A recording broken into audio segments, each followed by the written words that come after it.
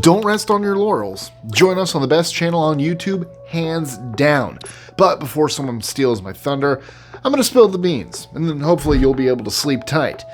I promise, I don't usually talk like that, but you probably still understood what I meant, right? What you might not know is the strange history of these expressions. From Diehard to the dreadful reality of what a best man was originally tasked with, I'm Mike with List 25, and here are 25 unexpected origins of popular sayings. 25. Bite the bullet. Way back in the day, before happy drugs could easily relieve pain, surgeries were a nightmare. And you can only imagine how painful getting a limb amputated would be without anesthetic on a battlefield. As a small stress reliever, apparently surgeons would give soldiers a bullet to bite down on to ease the pain. But I gotta tell you though, I don't think that would help too much, because I just don't want to break my tooth also. 24.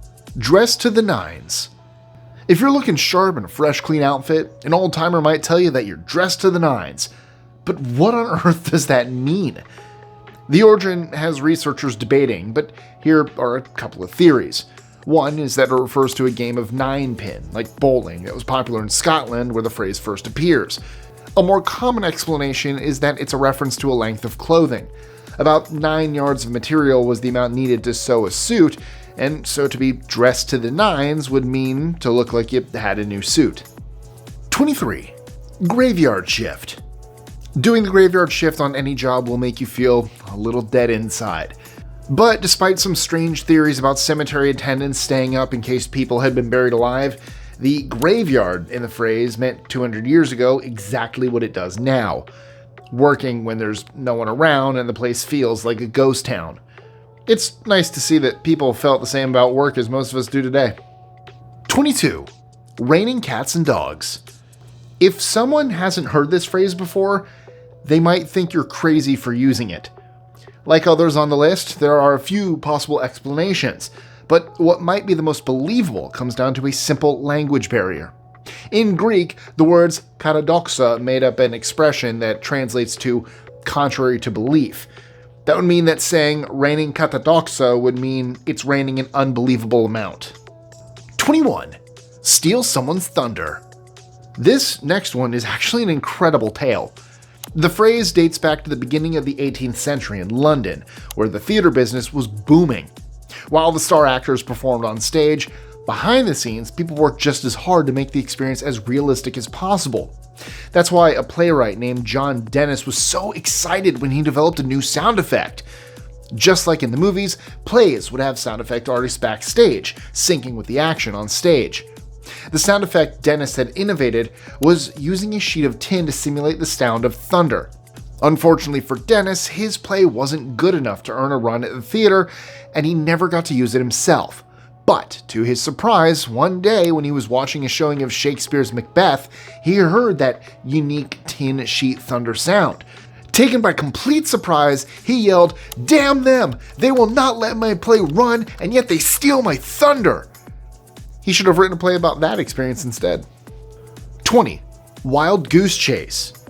Back in the 16th century, before they had exciting sports like football or baseball, some people entertained themselves with horse racing.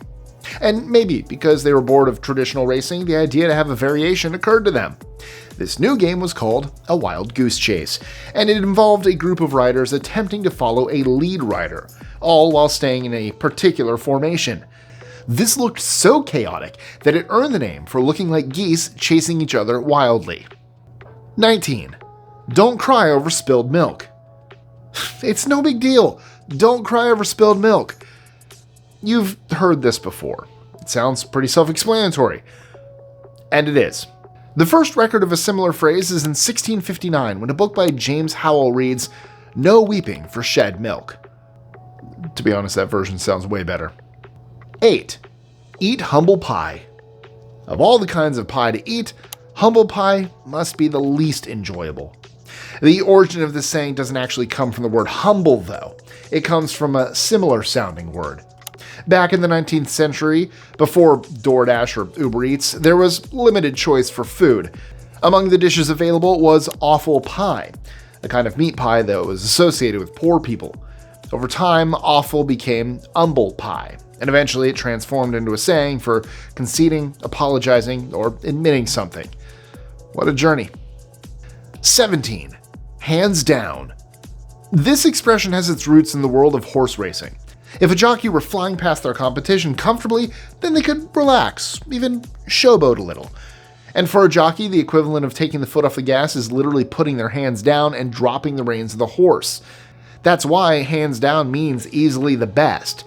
But if you're ever on a horse, I'd recommend holding on as much as possible. 16.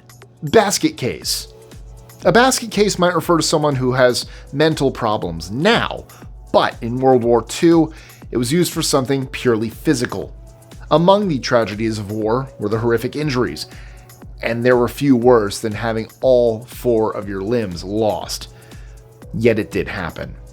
And for those unfortunate few, they couldn't be taken out on stretchers. Instead, they were literally packed into a basket. Over time, it transformed into a word used against anyone who could function properly, especially mentally. 15. Skeleton in the closet. People will buy and sell anything, and 19th century Scotland is proof of that. You see, one thing that all medical students need to become doctors is practice. And what's better practice than a real body? That's why when there was a shortage, Scottish medical schools became desperate. To match the demand, a black market of fresh corpses emerged, most of them being dug up from the cemetery. However, not always.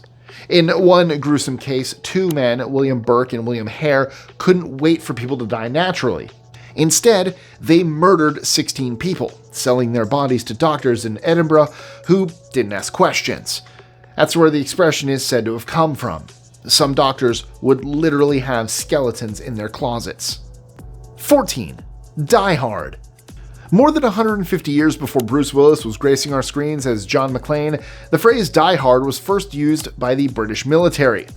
As a way to motivate his troops during a battle against Napoleon's forces in Spain, one lieutenant colonel shouted for his men not to break their line, to stay strong, and to die hard against the French. Someone needs to turn that into a movie. 13. White elephant. If something is incredibly expensive but not so useful, you can describe it as a white elephant. But what do these poor elephants do to deserve that association? Well, we can find its origins in Myanmar, Sri Lanka, Thailand, and India. Culturally, the white elephant holds a lot of importance there. However, that means that anyone who happened to own one couldn't use them to turn a profit. Instead, all they were left with was a ton of food bills. It turns out elephants eat a lot. 12. Resting on laurels. Am I the only one who doesn't know what a laurel is? Oh, it's a collection of shrubs, like the bay laurel. Thousands of years ago, these would be used to make a crown and came to symbolize victory. So, to rest on your laurels means that you have gotten used to winning. You become complacent and a little too comfortable, stopping you from progressing. 11. By and large. You might have never noticed, but there are a ton of expressions in English that come from the sea. Learning the ropes, plain sailing, picking up the slack, all hands on deck, and the list goes on and on. Centuries of naval exploration have filled our language with them. By and large is also one of these. The expression originally means to sail a boat towards the wind before pulling away and using the force to carry the vessel. In that sense, it meant first heading in one direction and then another. Just like this or that, that's how it slowly came to mean in general. 10. The third degree. If you're lucky, no one has ever given you the third degree, which is another way of saying an intense interrogation. The term didn't originally refer to interrogation at all, though. It was a rank in the Freemasons, dating back to the 1700s. The secretive society had 3 ranks, with the third being the highest. But it didn't come easy. To achieve the third degree, a member had to go through a series of intensive trials and evaluations. Through the 19th century, the expression started to be used to refer to other kinds of tests, like interrogation, especially by law enforcement. 9. The walls have ears.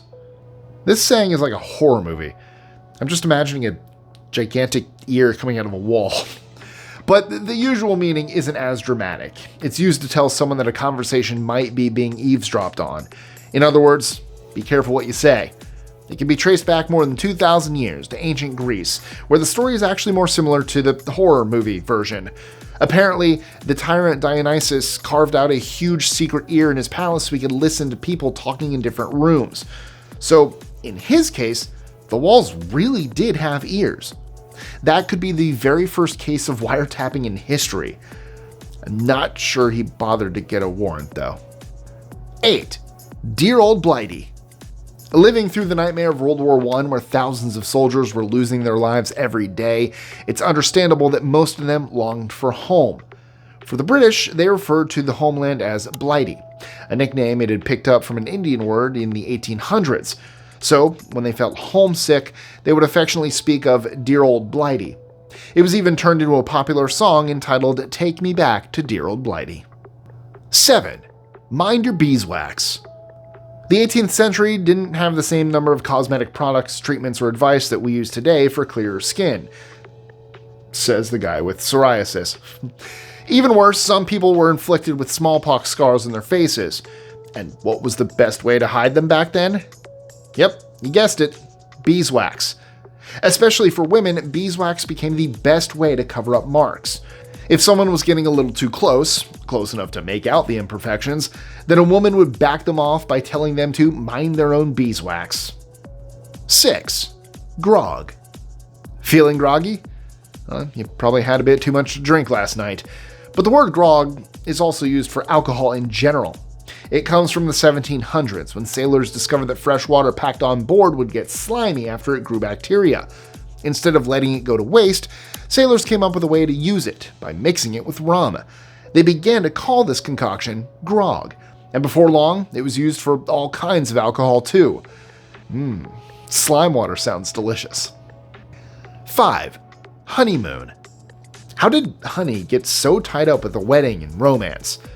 A newly married couple is usually expected to go on a honeymoon, a private vacation to celebrate their love. Another name for it used to be mead moon, and it refers to the full moon in the month of June. That's because for beekeepers, it's the busiest month for harvesting. Another version of the story is that honey is like love. Sweet at first, it slowly dwindles. Although that's not really the kind of thing you want to tell your new wife or husband on a honeymoon. 4. Pressed for an answer. Rarely does any good come out of torture techniques. Trust me, we have an entire video on stuff like that. Through the Middle Ages, though, at least we got the saying, pressed for an answer.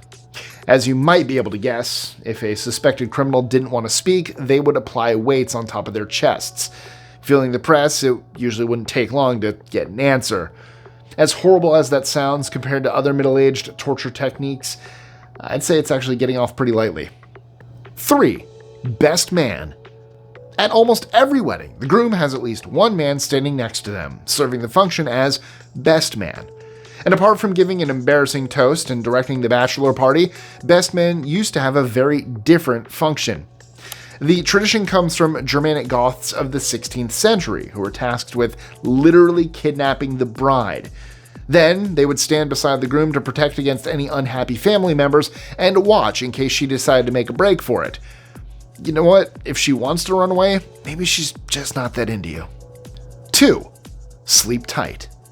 There's nothing more satisfying after a long day than getting yourself tucked into bed. But that's actually not where the expression sleep tight is from. It's actually from a time when beds weren't made with wooden slats or metal frames, but instead, the mattresses were made of straw and supported by a grid of ropes. If you wanted a good night's sleep, then you would have to tighten the bed regularly to stop it from drooping. So, sleeping tight meant that your bed was in good shape. 1. Spill the beans. Spilling the tea might be the phrase in fashion now, but before tea, if you wanted to get someone to reveal a juicy secret, you would ask them to spill the beans instead. This one goes all the way back to ancient Greece, and strangely, their voting system. You see, back then, for some reason, they thought that the best way to cast votes was by using clear jars with beans in them, one by one. Dropping a white bean in would represent a positive vote, while a black bean would mean a negative vote. If the beans were spilled for some reason, then it would reveal the outcome of the vote. So, what's your favorite saying or expression? Let me know in the comments below. Also, don't forget to like, share, comment, subscribe, Hit that notification bell so you don't miss out on any new content. Also, check out our social medias, including my personal ones. Links in that description. And if you like this video, you'll want to check out 25 truly shocking origins of common phrases. So check that one out right here. And check the cards for maybe links from earlier. Check those. Check this and check those. You have so much clicking to do. Got a lot of videos to catch up on. I've been doing this since 2017. List 25 has been out since 2012. You got some catching up to do. You're falling behind. Get to it.